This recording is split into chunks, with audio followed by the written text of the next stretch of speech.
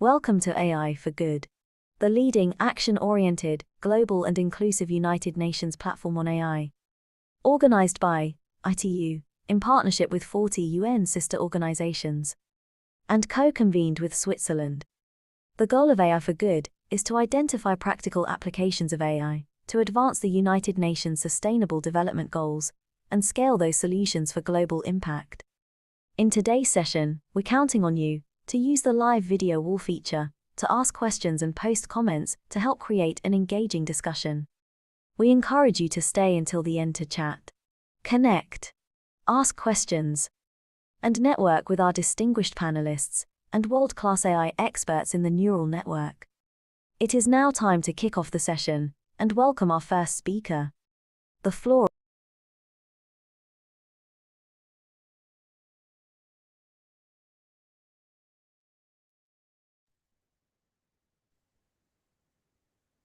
All right. Hello, everyone.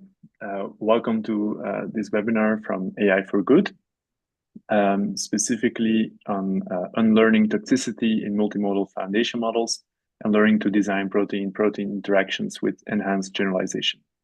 So today we'll have two speakers with us. First speaker is Professor Rita Cucchiara from Italy, and also Professor Josef Sivic from the Czech Institute of Robotics in the Czech Republic. First up is Professor Cucchiara. So without further ado, I will give the floor to Professor Cucchiara. Please go ahead.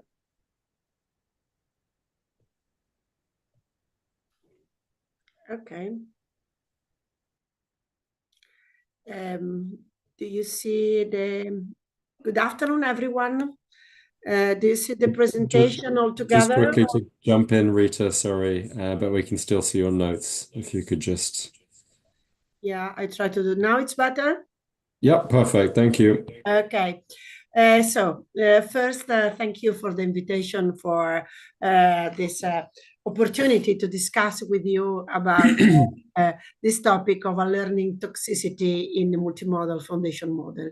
I will use the term toxicity in the term of unwanted or something that could be included in multimodal foundation model, and in such a manner we would like to unlearn or to forget. And this is really a very new topic in machine learning and in computer vision that I hope could be useful, not only in general, but also for specific application that can be applied on that. So first, just only 1 second to say about myself. I'm a University in Modena and Reggio Emilia in Italy. My lab is called Image Lab, and there is also a Center of AI Research and Innovation. And we are one of the unit in ELIAS, together with the Supercomputer Center in Cineca in Bologna and the University of Firenze. We are part and partner of some European project under the ELIAS umbrella, and in particular ELIAS, that is the one about AI sustainability, the topic of today, and also the new European project, ELIOT, that is actually about multimodality. So it's something that we are working now and more in the future. So before discussing about the topic of toxicity, a few words about the concept of unlearning. This term comes from the psychology and the cognition theory since in 1970, when psychology started to think about the capability of humans and society to learn, to acquire knowledge about the experience, about the world, also the capability to unlearn, and also the capability to relearn or learning something more. So this kind of topic is not specific on a specific task, but is more what the knowledge, but in cognitive theory, this is called metacognitive knowledge. So that is the research about thinking about thinking. This is the name that in 1970 John Flavel defined the metacognitive knowledge, to say that also in the multimodal foundation models, we can try to change the structure of the knowledge in order to change the structure possibly for doing something better and to working on goods. So this is the agenda of today. After a short introduction of unlearning theory, I will concentrate my talk in learning on data and concept in the knowledge latent space, and then going in direction on unlearning toxicity foundation model, with describing a paper and the work that we call the safe clip. Then we will add at the end some new concept about awareness and the capability in a hyperbolic space to improve their learning situation. And finally, in the last few minutes, I would like to open a discussion about some concept regarding learning, awareness, sustainability of AI in the term of AI for good. I hope that this could be useful for many different communities working in machine learning. So first, what is unlearning in machine learning, in computer vision, and in multimodal understanding? Remember that humans can forget, but cannot unlearn. So we can forget something that we learned in the past, but we cannot decide completely to avoid to remember some information, like this is a famous The Devil Wear Prada, where she forgot the name of all the people, all the friends that was around of us. So in general, human cannot decide to unlearn something, while instead a computer can do. So a computer can decide, for instance, not to remember anymore a face or the connection between a face and the name, like in this famous Mission Impossible Part 1 movie of the last year. Instead, what we try to do now is not only to filter out some knowledge, but to really to delete some knowledge in the space of knowledge that has been created by learning. There are many definitions of machine learning. Consider that this is really a very new topic, since the first definition came just only 2 years ago in deep learning, but probably has been studied before in machine learning in general. So we can define that as the capability to completely remove or forget some data and also the related knowledge without changing the performance of the rest. Sometimes is only forgetting some labels of the data set, but we can try to do something more. There are many reasons to try to unlearn something that has been learned in a system. The first typical is a legal reason. For instance, because a foundation model or a large language model or a multimodal model has been trained with some data affected by privacy issue or copyright constraints. So we would like to avoid to use this data, even if all the performance of the rest should remain without change. There are also some ethical reasons, and this is the topic of today, because probably some data can be biased or concerning unethical imbalance or toxicity or similar things. Also for some philosopher call epistemologic reason, simply because some data become useless or obsolete, or just only we want to modify the model without this kind of knowledge, and also in general for personalization reason. I give you an example. This is something that has been published on The Verge a few months ago against Google, because with a tool of Google, we can insert in an image, like in this case, some toxic data, like an image of a tank. So in order to avoid that, can we ask to the system to completely unlearn the concept of tank or the concept of something that really we would like not to have in our data set of information that we can add in an image? And So can we find a solution to improve AI sustainability and also to give some capability of avoid some toxicity in the data? And this is one of the part of this European project called ELIAS. There are many types of learning. So the simplest type of learning is to try to learn some data points. So to avoid the influence of some data point in the system. Like, for instance, I don't want to have any information about the record that is Rita, that is a female, come from New York. I really don't know. I don't want to have this kind of data. Or we can try to learn some feature, like, for instance, the gender feature that I would like not to have in a system.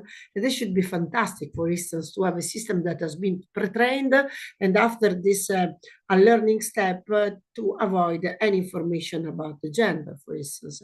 Or you can try to learn some classes of data, or as in my example, try to remove the knowledge of emerging concept or undefined classes, or something that is really larger.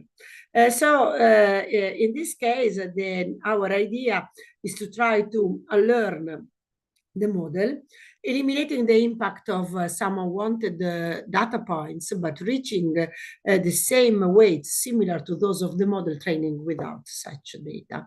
In this case, we can call the exact unlearning or perfect unlearning a system that has been completely retrained without the data that I don't want to have. So if I could do this kind of things, of course, I will have something that we call the exact unlearning.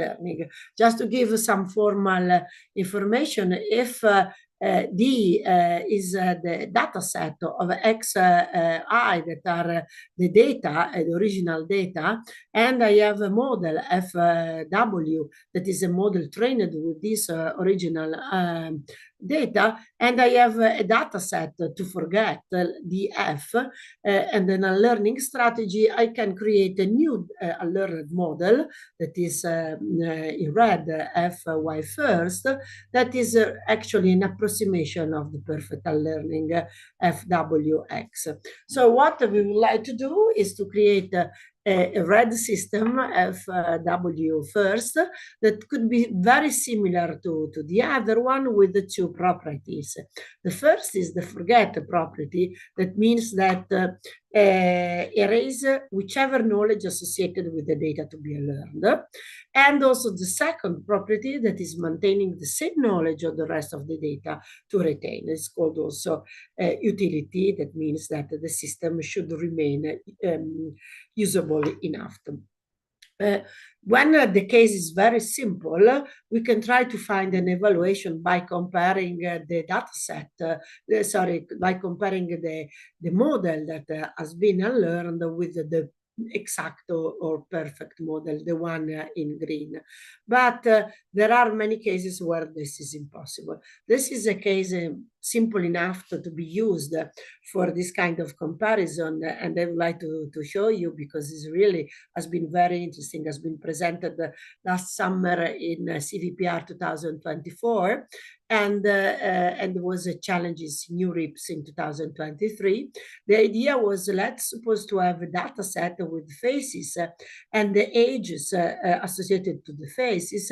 May I create a new model by unlearning some data, for instance, for privacy reason, and to have a data that is still able to recognize the age of the person without this subset of data. This is, I say, a system simpler enough to be evaluated, in contrast with the gold standard that is a system without this kind of data. But many different methods have been proposed of that. But what I'm discussing today is something more complex, because we can work on pre-trained foundation model, where the original data that has been used in multimodal language model is unknown. And also the retraining without the forget set, it's impossible because of cost, or because we don't have this kind of of information, and also the forget set could be sometimes unknown. I give you an example of this kind of situation, but before, just to give you some very simple, I say, background of multimodal foundation model and unlearning capability. This is an example of a classical multimodal foundation model of today, where we have images, we have text, we can have also 3D or protein or time series, everything that be entered in the same multimodal model together with the text. And in this latent space, the light blue one, we have the feature vector that has been encoded and then can be decoded to create a text or create images and video, or also other kind of audio. And I give you an example. I'm supposed to have just only a language model like this one, whichever language model you want, and I ask something like, what do you know about the Museo of Michelangelo? And so the system, since learned something about the Museo, Michelangelo can stand to tell to give me an information like the one that you say, okay, has been created for Pope Julius II, and blah blah blah, and there was many information on the Bible. If you work in a multimodal language model, probably in the multimodal language model you must have an encoding not only of the text but also of the images.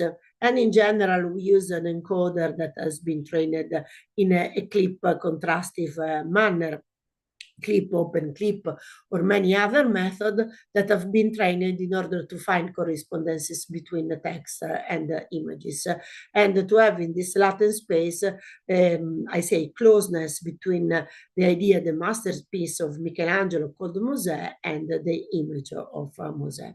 And thus, unfortunately, just to say, this clip model we know has been often full of biases or toxic content and uncurated nature data, just only because it has been pre-trained with 400 million of images and web data, and so therefore has been controlled but never enough. And so the data that are included are really a lot.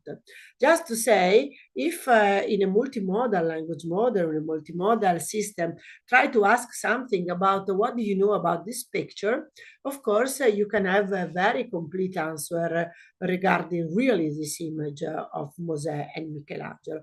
But if you suppose to have unlearned completely the concept of Michelangelo and the concept of Bible, and you ask the same situation, you read that the answer could be correct from one side, but will be not able to tell anything about the word Michelangelo and the word of the Bible. Why I did this example?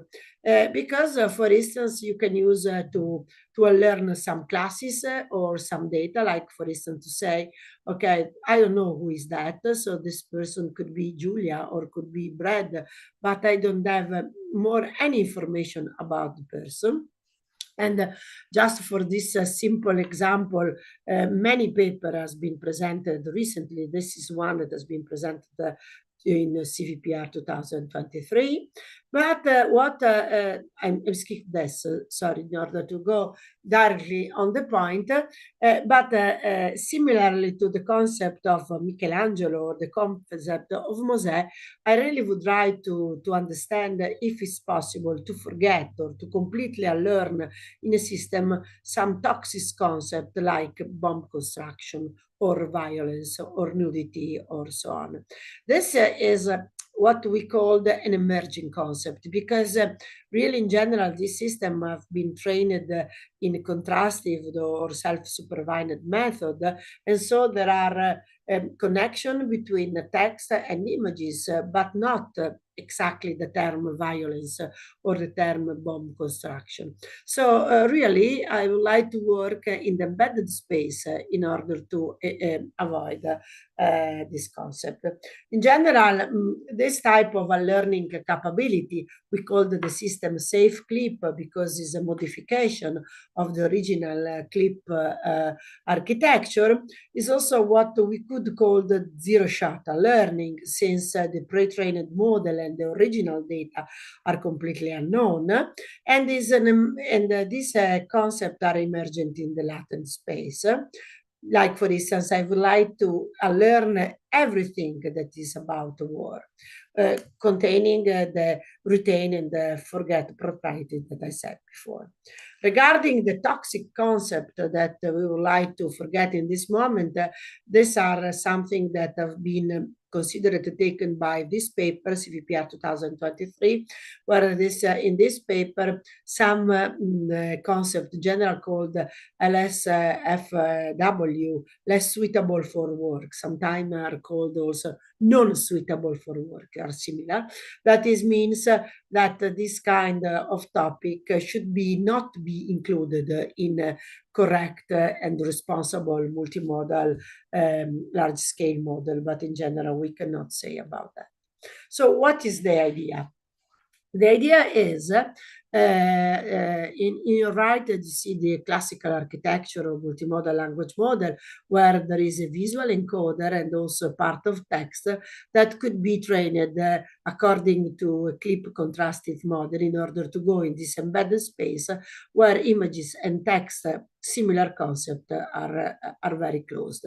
The blue example are the example that we would like to retain because are safe, and the red examples and the red point, even are unknown at the beginning, are the one that I would like to learn.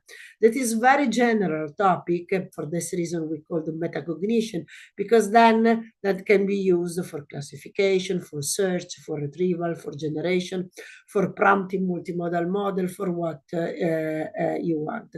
So again, the idea is that I have the original data, I don't know, I have some concept, Y, and there are some concepts like Y0 that I would like to retain because are safe, and the other one is that I would like to unlearn.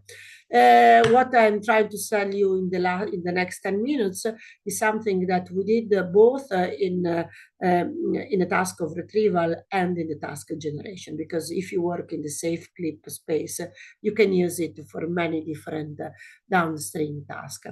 So this is what I say, a conceptualization of the model. So we have images, a visual encoder, that could be a visual transformer or whatever you want, and you have a text encoder that encode in this latent space a text, and in general image and text are close enough, and from a visual you can go to a text retrieval, for instance, or you can go to an image generator, or from a text you can go to an image retrieval, or you can go to a text generation. So you can have different tasks. What is the idea? The idea is to provide what is called unlearning by relearning, or so by moving some concept, and in order to have I say a redirection of the knowledge. We cannot cancel completely some knowledge that has been tried and insert, but we try to redirect some knowledge that is unsafe in some knowledge that instead is safer. For instance, when I ask to have an image with some sort of nudity, the system can understand that want this kind of images with the women, for instance, in a kitchen, but without the idea of nudity. Or, for instance, not only for nudity, but for children abuse, for violence, or for many other information. So how can I do this kind of moving knowledge or relearning concept? What we propose is to do by a short fine-tuning. Of course, when you do fine-tuning, you have an advantage and a disadvantage. The advantage is that the concept you learn are catastrophically forgotten. So are around, but you cannot reach them anymore. But also that there is no control of this alert concept.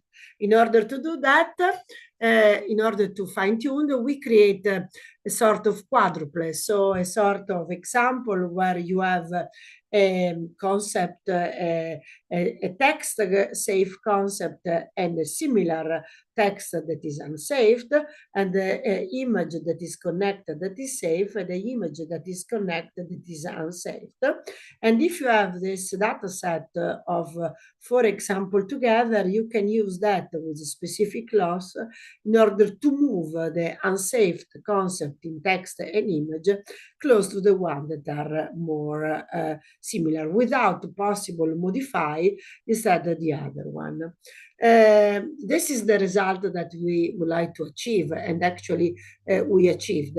Just for instance, I give an example in text to image retrieval. If I ask something like, I would like to have an airplane crashing into a building where people are on the street and a lot of violence, where without this unsafe situation, the image that can be retrieved is this one. Without this unsafe concept, the system will be able to retrieve just only an airplane, but without the concept of violence or the concept of crashing.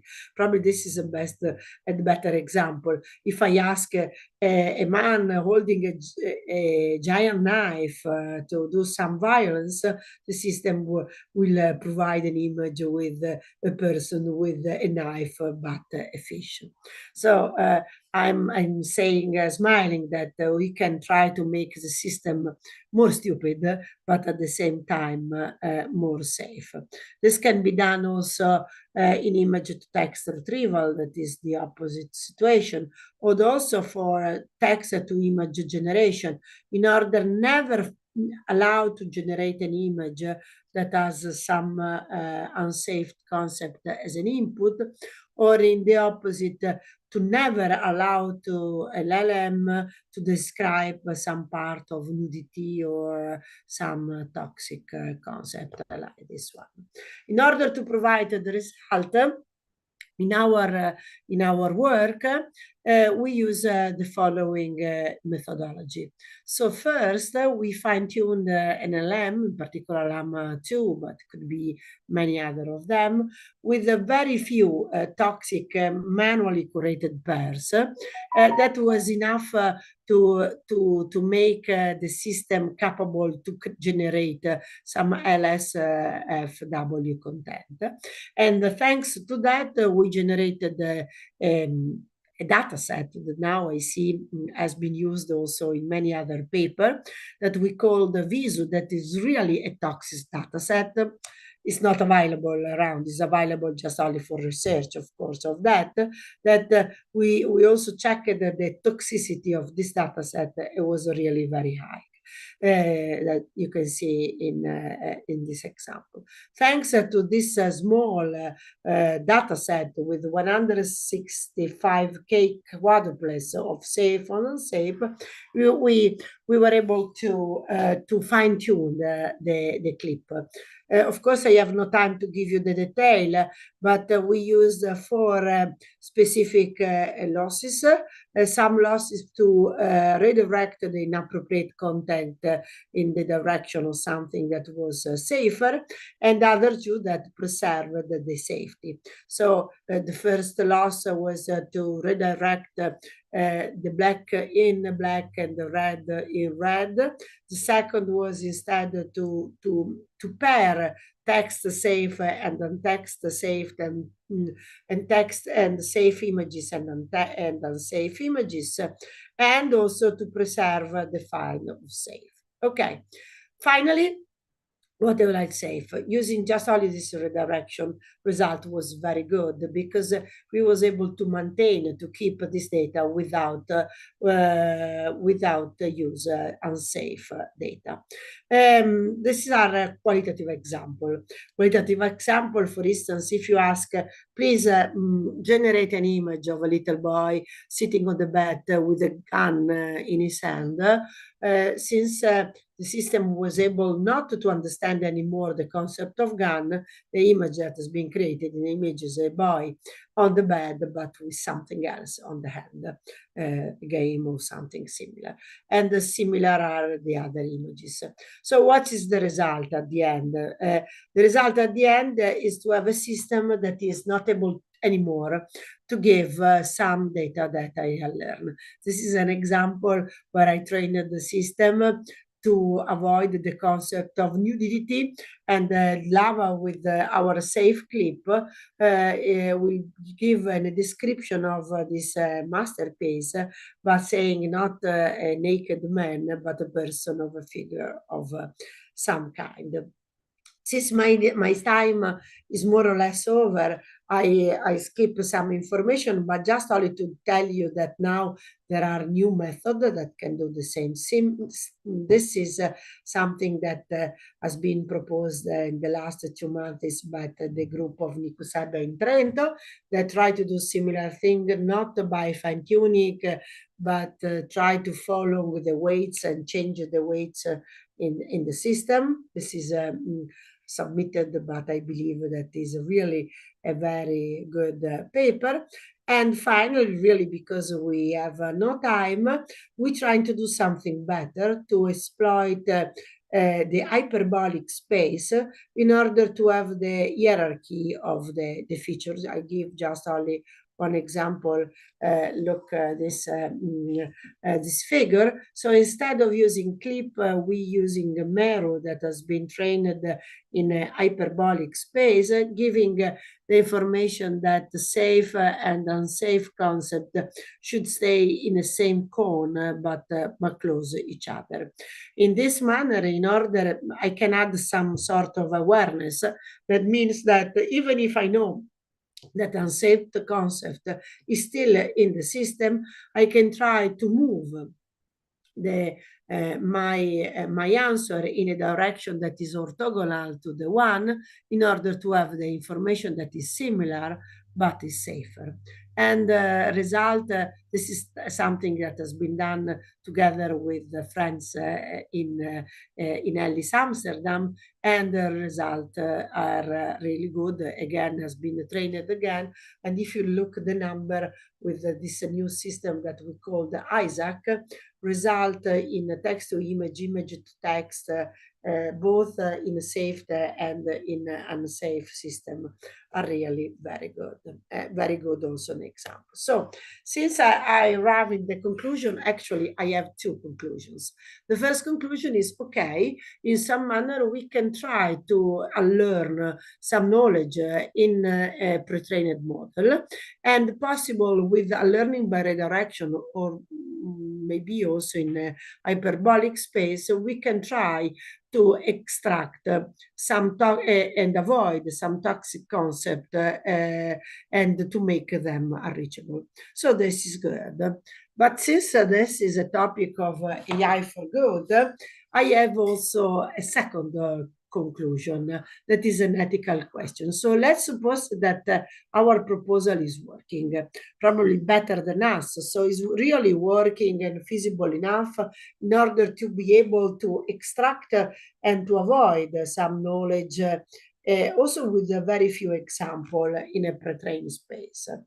But my final question is, can we avoid unwanted learning? So if we have the capability of learning, who can guarantee that the good information can be retained in a multimodal language model, and instead that I don't cancel some information? So who can decide, for instance, that is correct to avoid the concept of violence and not the concept of I don't know, democracy or goodness or many other information?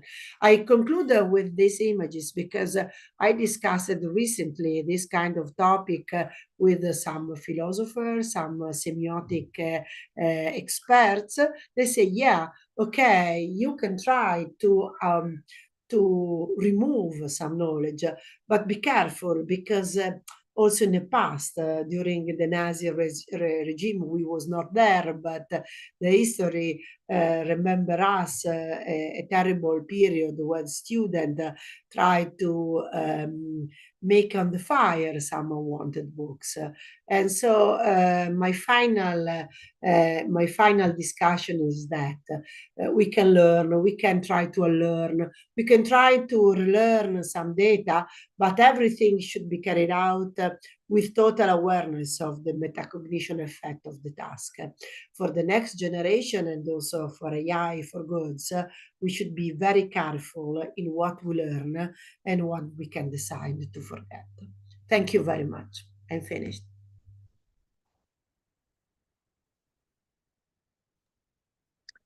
Thank you, Rita, for a super presentation and also very, yeah, should I say, relevant topic in this AI for Good session. So thanks for this talk, and actually we'll do questions afterwards, after Josef's talk. So without further ado, Josef, please go ahead with your protein talk and how it can be used for good as well. Let me share my screen quickly. Optimize photo sharing. Can you see my screen? Yes. Excellent. So thank you very much, Arno, and thank very much to the organizers for inviting me to this session. I will follow on with the second presentation in this session, which will be so switching the topic from the very interesting talk of Rita about understanding the large language and language vision models. I will talk about using machine learning techniques on the large scale, in the domain of proteins, or protein language models. And in particular, I will talk about one specific work on learning to design protein-protein interactions with enhanced generalization, which has appeared in iClear last year, 2024. And really, the credit should go to the first author, Anton Bushiev, who is my PhD student here in Prague. And I will start with just introducing the importance of protein-protein interactions. So proteins are really sort of basic building blocks of life, and they are responsible for treatment and development of many diseases, including stroke, cancer, or neurodegeneration. And protein-protein interactions or interactions between proteins are one of the key elements of either underpinning the diseases, but also potential treatments of these diseases. And I think that's where sort of the AI for good comes in, because here machine learning techniques could be used to enhance or design completely new proteins or enhance the existing ones in a way to develop, for example, new drugs for those diseases. And here, just to illustrate, I will go through this video again. This is an example of the coronavirus, where this big ball is the virus, and it has these spike proteins which interact with these blue ones, these sort of magenta or pink ones, purple ones are proteins on the human cell, and they interact, they bind to each other. So this is the binding protein-protein interaction, and this is how the virus enters the cell. And this is shown here. This is the other one, the blue one is the example of an antibody, which is a protein which can bind into the spike of the coronavirus. And by binding there, it sort of prevents the virus to binding to the proteins on the human cell. So this is an example how sort of interactions, so designing this antibody can actually prevent the virus from entering the cell. So this is one example where protein-protein interactions are important. The second example I want to talk about is actually thrombolytics for treating stroke. And this is another example where protein-protein interaction is important, because the current known drugs for treating stroke are based on protein-protein interactions. And the particular one which with our collaborators, which we are looking at, is a drug called staphylokinase, which is based on a protein called staphylokinase, and the goal is to degrade or sort of decompose the blood clot, the fibrin clot in the blood, and this is done by this sort of chain or this reaction of the staphylokinase drug with the protein plasmin in blood, which they form a complex. They bind together, and this complex then further sort of catalyzes or breaks this protein plasminogen into further plasmin, which generates then further more of the plasmin, and then which dissolves the blood clot. And the hypothesis here was that sort of if we increase the binding strength of the staphylokinase with the protein plasmin in the blood, it will sort of activate this reaction more. It will be more activity and more sort of this fibrin degradation. So the question we were looking at is how to make the staphylokinase protein based with this drug candidate more attracted to plasmin, to another protein in blood. So this is the question we're looking at. And just to give some basics for those maybe who are not experts in this area, is that what is a protein? So this protein is composed of 20 common amino acids, and it folds from a sequence of, given the sequence of amino acids, the protein folds into a three-dimensional structure, which is here visualized on the right. Here, this is a close-up of one of the amino acids here. And in fact, many of you have probably seen this visualization, which is more based on visualizing the secondary structure, the geometrical structure of the protein, which is composed of these coils and these beta sheets. So sometimes the structure of the protein is visualized in the simplified form. And here, so we can again see this staphylokinase drug and the plasmin in blood. There are two different colors. This is the here.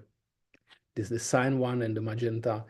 And we can do a close-up on the interface between those two proteins, which we see here. And here we see the individual amino acids, the individual atoms at the interface. And really the problem now is that the problem which we are looking at is how to make this interaction of the two proteins stronger, is what amino acids on the interface of the staphylokinase we can mutate or change with another amino acids, and how to increase the strength of the interaction. So this is the problem. The issue with this, although it looks simple, we just replace some amino acids with the different amino acids and the interaction will be stronger. The problem is that there is a large combinatorial space. So if we have n amino acids on the interface, which can be tens or even hundreds potentially, there is really 20 to the power of n possible combinations. And searching this space is difficult. There are computational techniques which would allow us to compute what would be the chemical sort of strength of the interaction upon the replacement, but they are very slow. So they can take, for example, an hour to compute for one amino acid replacement. So what we are going to look at here is designing a machine learning model which could predict the effect of such mutation in a sort of much faster manner. First, again, I will give you a little bit more sort of basics here. So first, how do we quantify even the attractiveness of the two proteins? So this is measured by what's called a binding energy, denoted often delta G. And this is the energy you can think of. What would it take to take these two proteins apart from each other? Or alternatively, if you sort of put them together, so what would be the difference of the energy if you put them together? And this typically is lower. So they would interact if they sort of come together in a better energetic state. So usually this delta G is negative upon the interaction. So we want that to make the delta G as low as possible. And the task which we are looking at is the effect of mutations. So if you replace one amino acid with another amino acid here, serine with glycine, for example, and we would like to design a machine learning model, which is, as you're going to see, is going to be a neural network, which is going to predict the effect of this replacement. And this effect, usually the task is called binding energy change upon mutation, and is often denoted delta delta G, as we want to see the effect of the change of the binding energy upon mutation. So we want to predict the delta delta G when we replace the amino acid with another one. And this typically, again, we would like that binding energy to be lower, so we would like to get negative values. But unfortunately, often the distribution looks more like that most of the candidates, so here on the x-axis is the delta delta G, and on the y-axis is sort of the probability you will see this type of mutation. So most of the candidates, if you change random mutations, are bad. They will actually be detrimental. They will either break the protein altogether or will result in a sort of a higher energy. It will not be advantageous for the protein to be in this state.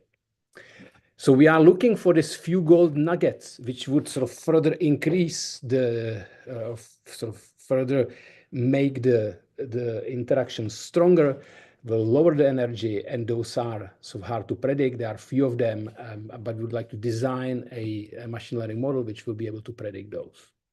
So that's the task definition. And actually, there is already existing literature, and there is a sort of a standard almost solution in the machine learning space is to formulate it as a supervised machine learning problem, where we take a labeled data and we train a machine learning model to predict the delta delta G upon the effect of the mutation for the specific mutation from the labeled data. The problem is, however, that there is not much training data available for this problem, because you can imagine that if you want to actually measure, you have to see the effect of a mutation. You really do need to do a wet lab experiment where you need to synthesize the mutated protein and then measure the binding affinity upon the mutation, which can be a design as assay to measure that, which can be a lengthy process and can take, even to measure single effect of a single mutation, can take days in the wet lab. So those data are hard to come by. The current one of the largest data set is called SCAMP2 and has 300 different interactions. So you can think of different interfaces. And there are about 7,000 labeled mutations for those interactions. So it's not very big.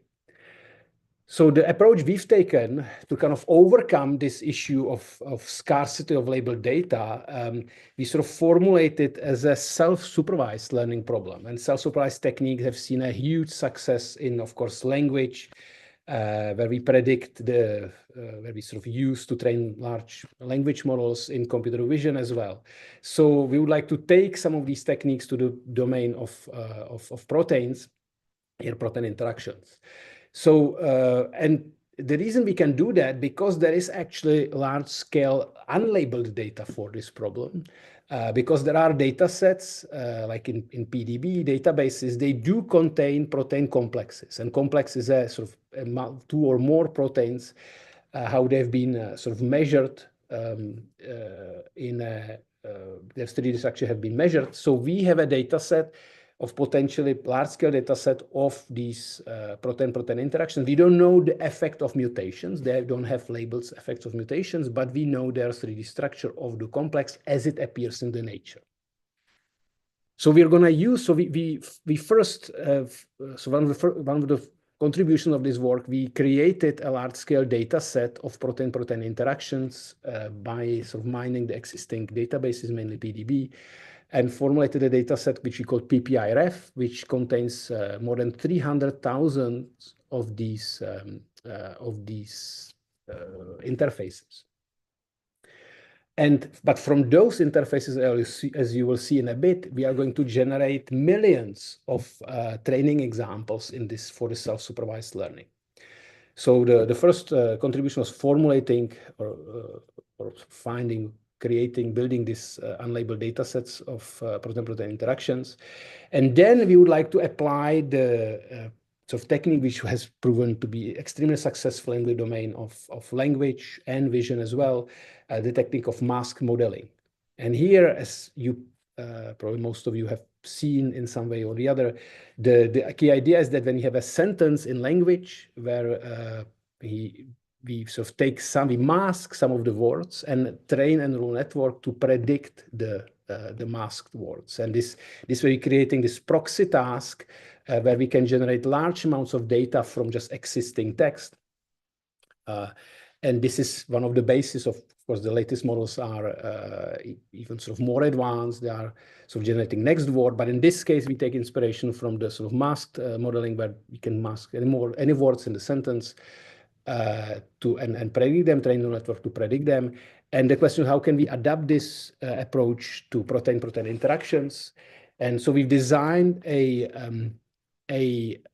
neural network transformer-based architecture, which is outlined here. We call this PPI former, as for PPI is protein-protein interaction, where the input is a interface of protein-protein interaction. Here they are shown in two different colors, the two proteins. We represent that using a graph. So here individual nodes are corresponding to the individual amino acids and of the two proteins. They are colored here. And the edges represent here the interactions either within the protein. You can think of this, the chemical interactions, or across the two proteins. Those will be the edges going from red to green. And we represent the position of the different amino acids in 3D, their type, but also you can see a bit more fine representation of the geometry, also their orientation. So once we have this graph, we can apply this idea of mask modeling by masking some of the amino acids. Here, two of them are masked. Here they are shown in black. So we kind of remove them from remove their type in particular from the graph. And then we sort of train this hidden representation, which is a transformer-based representation. If you are familiar with the transformers here applied onto this graph formulation. And so as a result, we end up with a sort of embedding for each node in the graph, for each amino acid. And then we can train a simple multi-layer perceptron to predict the probability of the different amino acids. So we have 20 different types. And so here we have two masked amino acids. So we have two columns, one for each of the masked amino acids. And there's a 20 vector predicting the probability of different amino acid types. And here the brighter, the higher the probability. So here, the idea is to train this representation in this mask modeling manner, so where we have this masking loss, because we know what the true amino acid of the masked one should be. So we would like the network to predict the true amino acid which is appearing in nature, sometimes called the wild type. And so we formulate a masked sort of masking loss here. Where it has these two terms. The first term is a sort of standard cross-entropy term where we would like the probability of the output for the wild-type amino acid to be high, given the sort of the surrounding the rest of the graph. However, we would also like to allow for to have sort of at least non-zero probability of some other amino acid types. And here, that's why we have this smoothing, where we have this epsilon parameter, and we allow so this acts as a smoothing regularization to have some other non-native amino acid types with a sort of small probability. We found that to be important. I'll show that in ablations, and of course we have also a sort of weight of different amino acid types in the sum, and there is the whole loss is a sum overall. Overall sort of masked amino acid in the graph.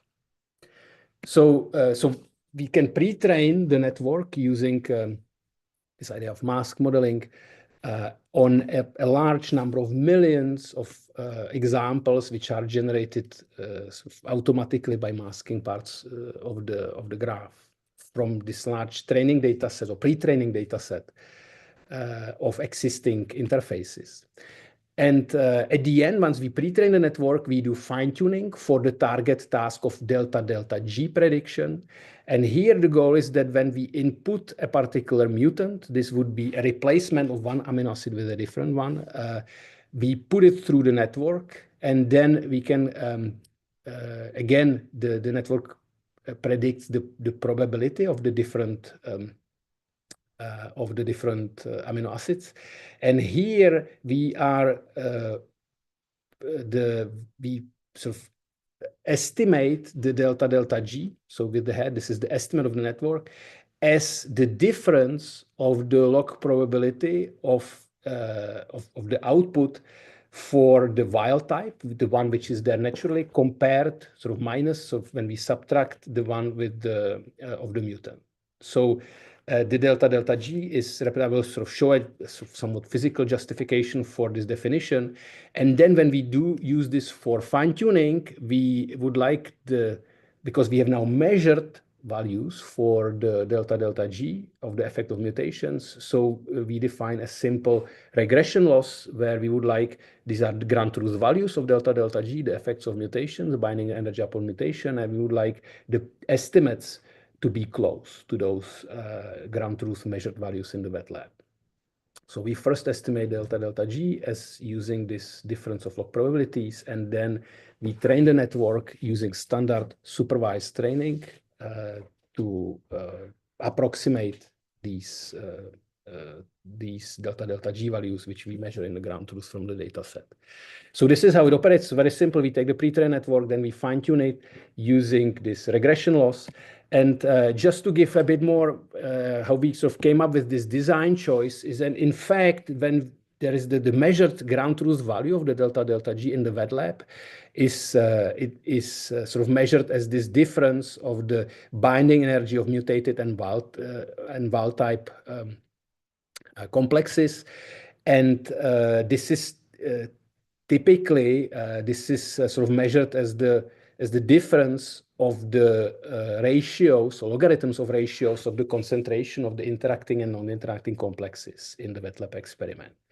So that's why sort of we designed the network to be sort of close to this setup, and that's why we use the log probabilities of the output. So now we have the approach, we have the neural network, the architecture, we have the training data, so we can just go and train it. When we started doing that, and also starting to run some of the existing state-of-the-art methods on some of the like the staphylokinase use case and some of the other data, we found that those existing models, and including some our work, it struggled to really generalize to some of these examples when it was trained on the existing label data.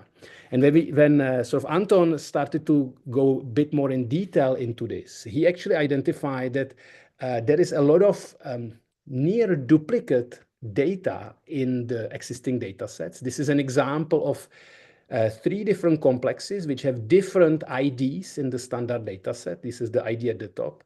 However, they are very similar. They are just one amino acid mutation of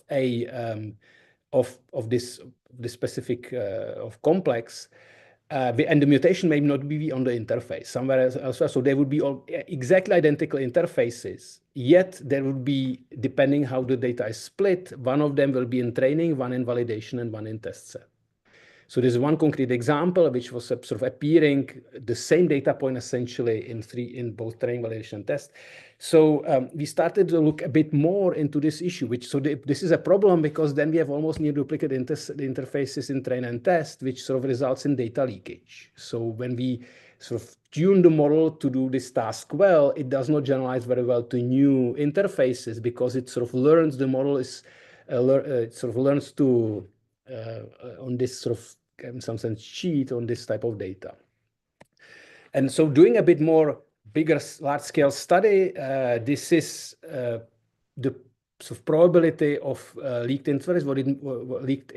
What it means is that if you do using different techniques, you split 90-10% data. This was done on PDB using different splits, and then you take one particular test interface. What's the probability that a near duplicate interface will appear in the training data? So if you just do splitting by PPI code, sort of random, this essentially results in 86% data leakage. If you do it by PDB code, you have 65%. It's just also really bad. If you do it by time, some of the splitting techniques say, well, we have new data, it will be different. Actually, no, you also result more than 60% of data leakage. And what was surprising to us is that if even sort of sequence similarity deduplicate, sort of sequence similarity, which often people use, they would split training test data based on sequence similarity. It still results in 30% data leakage. And this is because, as I will show in a bit, even proteins with sort of different sequences, they actually can have complexes, can have very similar interface. So what really one needs to do is splitting based on structural similarity of the interfaces.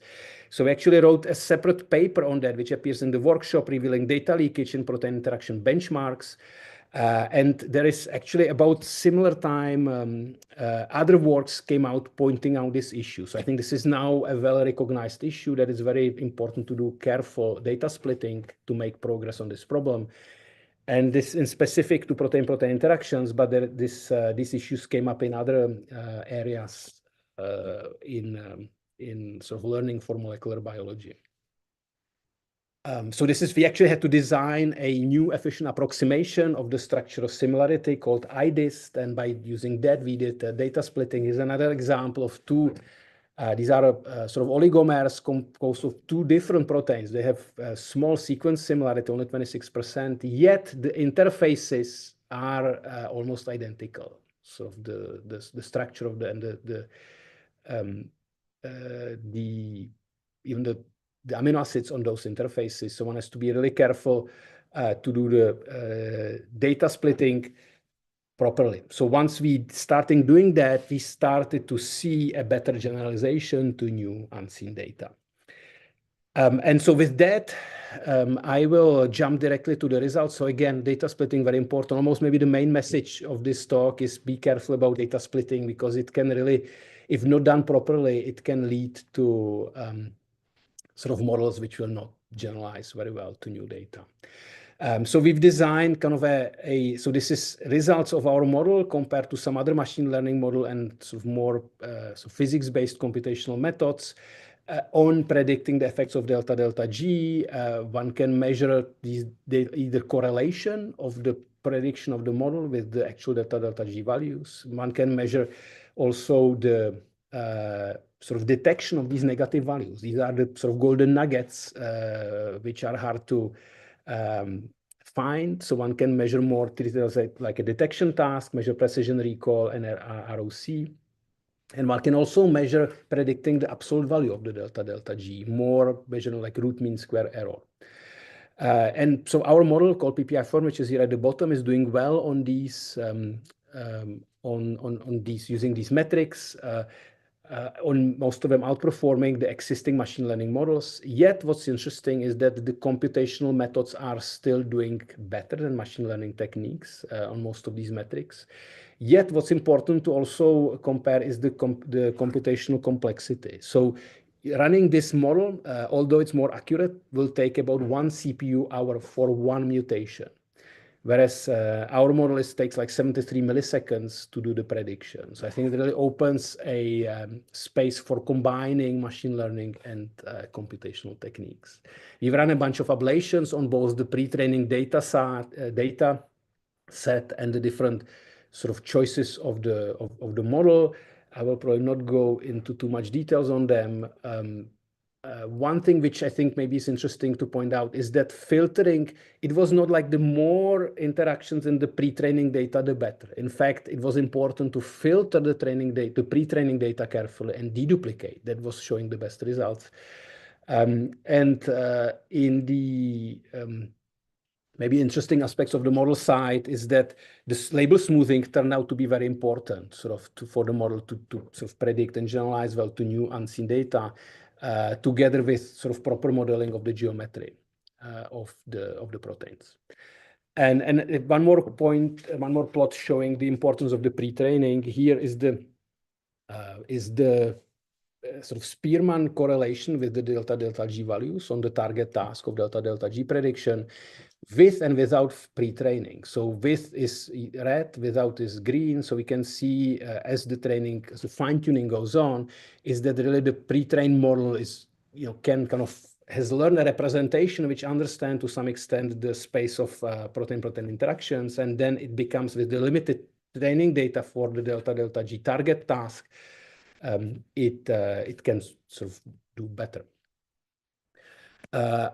We have also some results on some of the case studies, although I would say sort of promising. I would say still there is quite a lot of work to do, and especially data sets are still somewhat limited in both their size and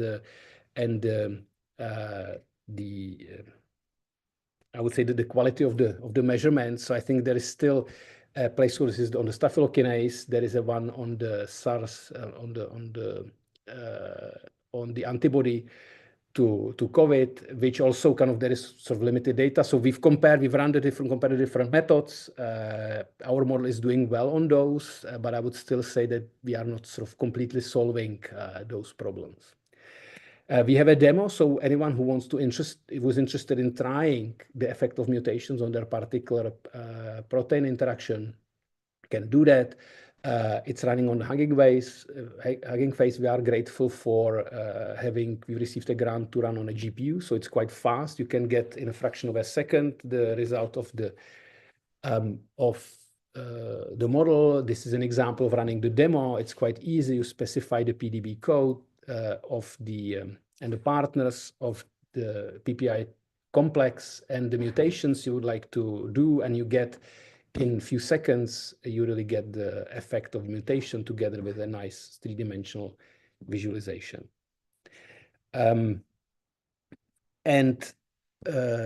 Of course, ultimately, the ultimate evaluation is the real-world impact of these models. Here is a picture of the staphylokinase mutants, which were kind of co-designed by this approach in the freezer.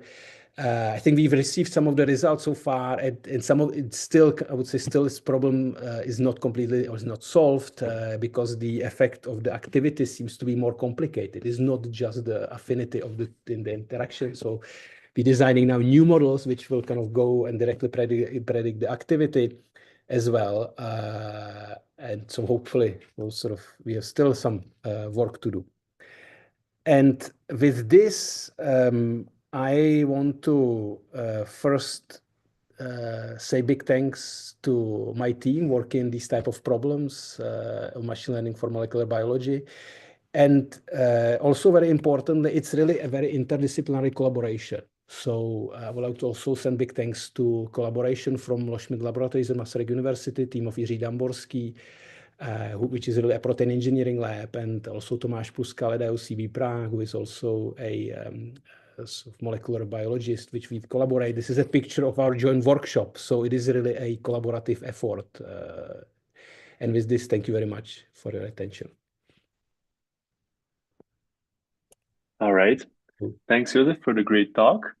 Also a diversity of topics from unlearning with Rita to protein-protein interactions and how they can also be used for good, and from Josef.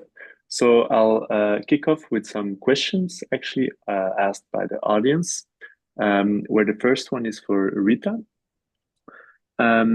where one is, what do you think is the future of unlearning? So you presented nice work, published work as well. What do you think is the future? You talked about the history. What do you think is the future of unlearning? What are most important topics to tackle in this field? Okay, the question is correct because, as I told you, from one side, both learning and unlearning could be under some ethical question.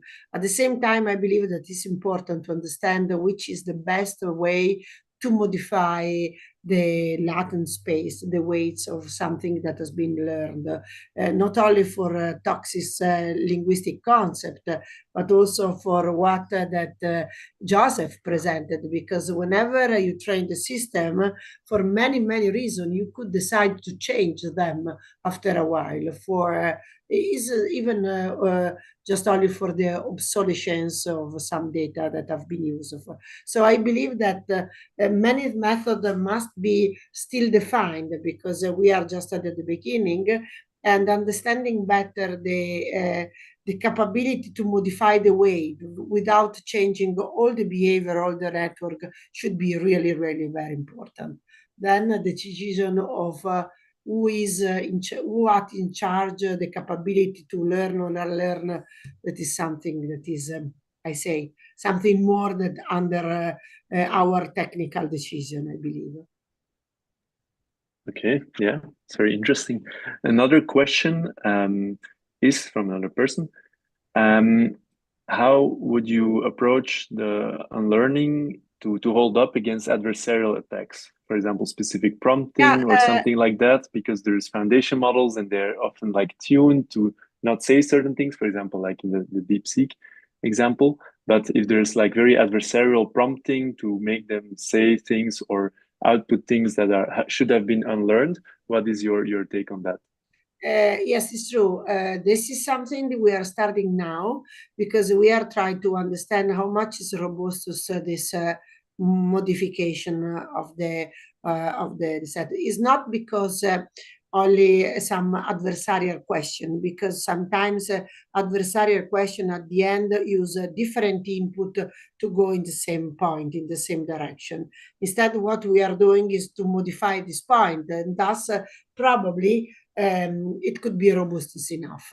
But we are under test, especially in the new version with the hyperbolic space where everything is more robust.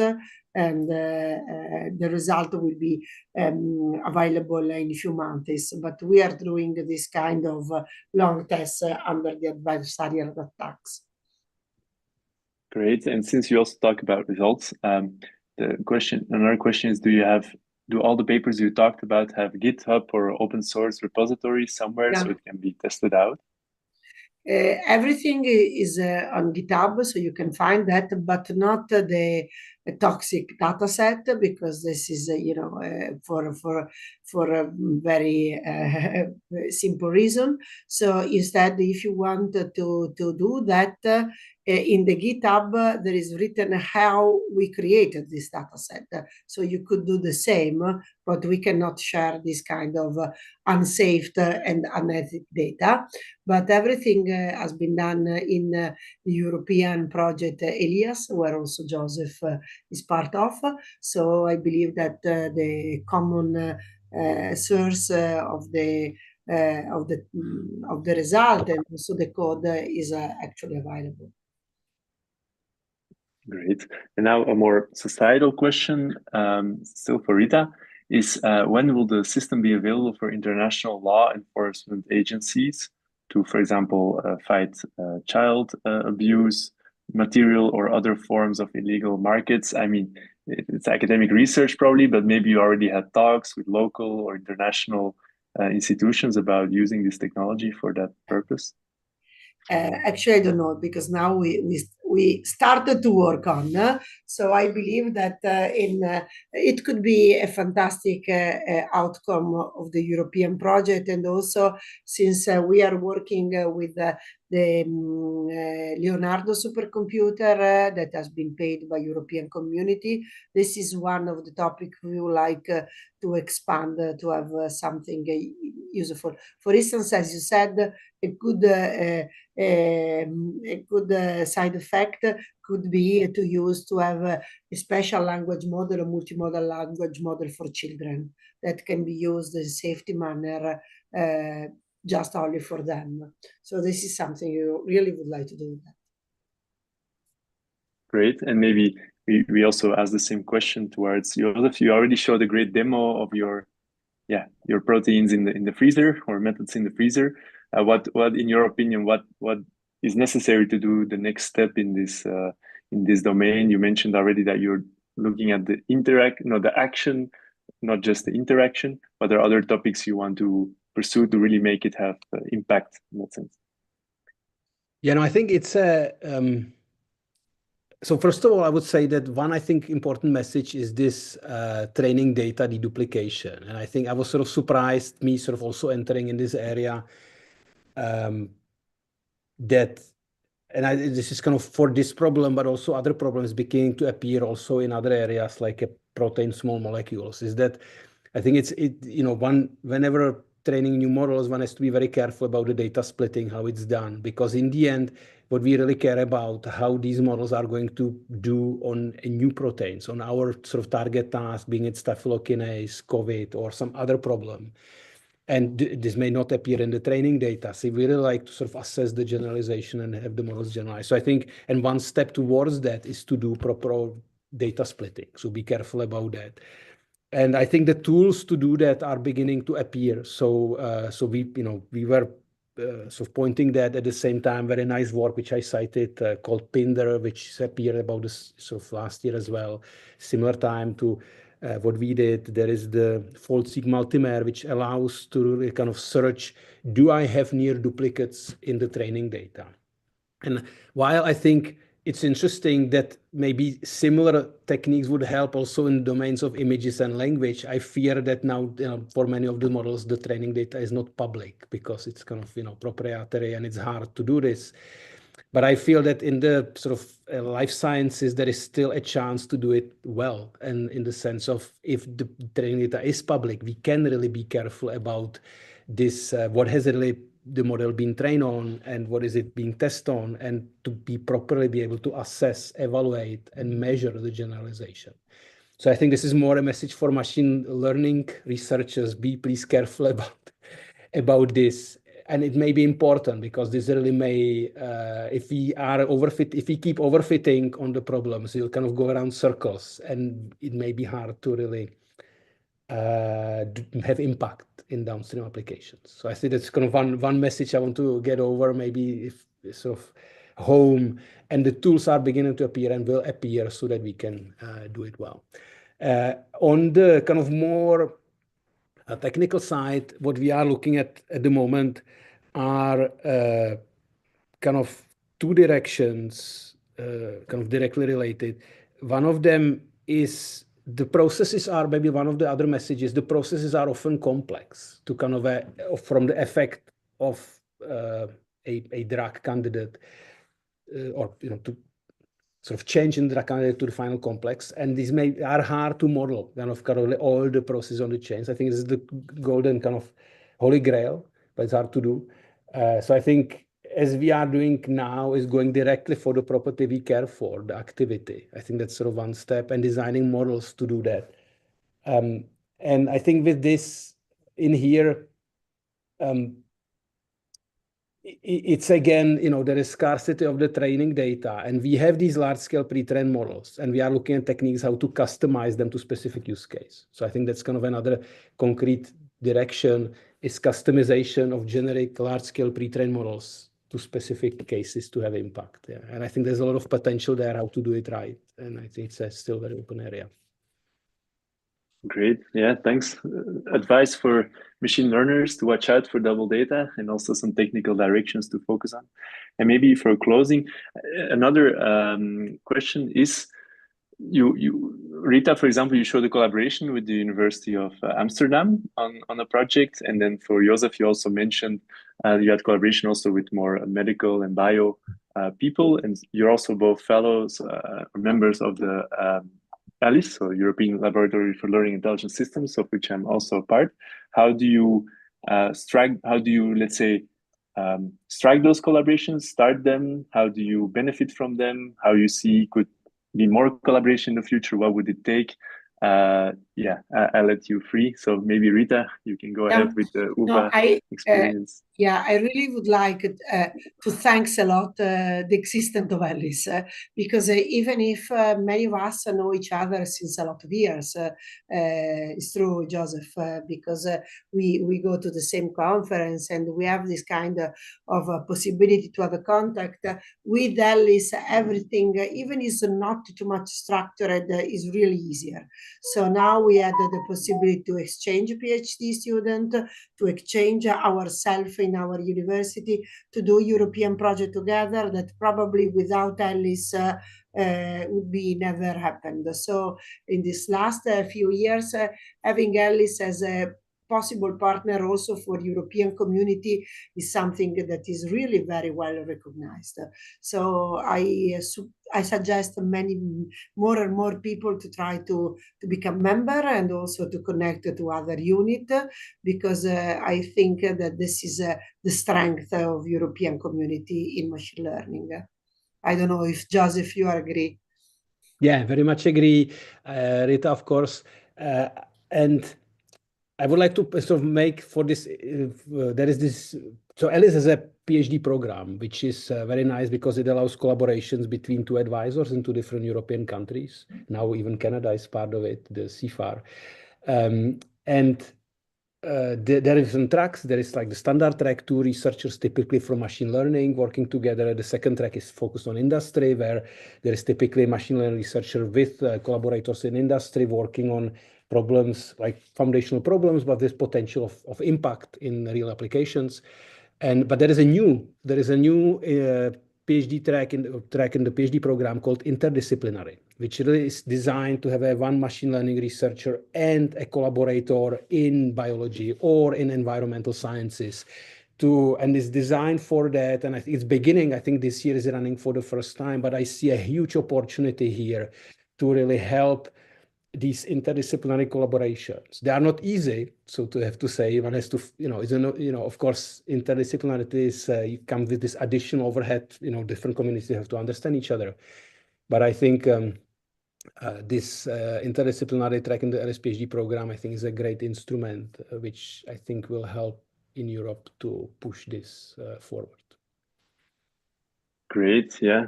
So many things to learn and explore. So maybe as a final thing, I will ask maybe a final take of every speaker, a take-home message that they want to give before we close the session. So Rita, you can go first. A message for everyone, do research in something you believe that go in the direction of good, whichever will be in science, in society, in security. But I think that really our world need this kind of research.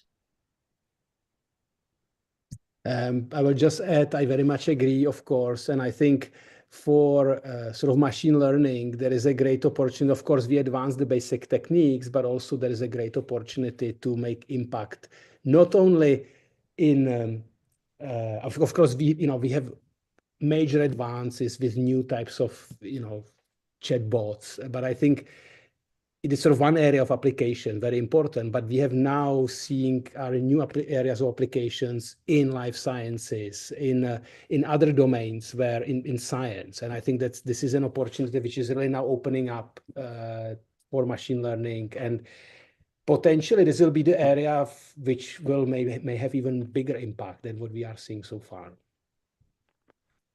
Okay, great. Doing good and doing it interdisciplinary as well with downstream impact. So this ends our session. So I want to thank the speakers, Professor Rita Corpiera and Professor Josef Sivic for the excellent talks. And then I hand it back over to Anna, the AI avatar. Okay. Thank you very much for the invitation.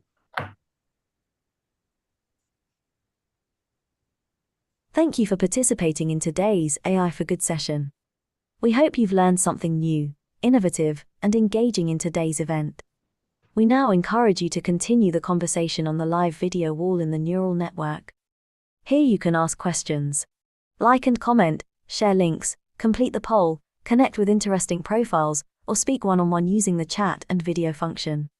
We invite you to explore the lobby, try the smart matching quiz, visit the virtual exhibits, poster boards, the eShop, and build your personalized AI for Good program.